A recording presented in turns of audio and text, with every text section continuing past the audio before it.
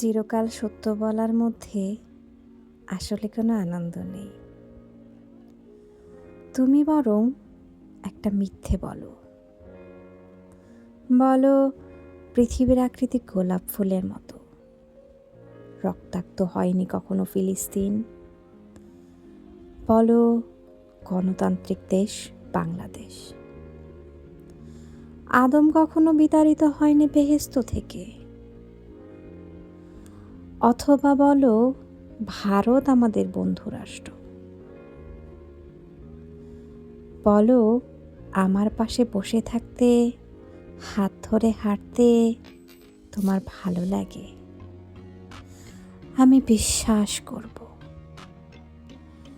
চিরকাল সত্য শোনার মধ্যে কোনো আনন্দ নেই। তুমি একটা মিথ্যে বলো। বলো তুমি আমাকে ভালোবাসো।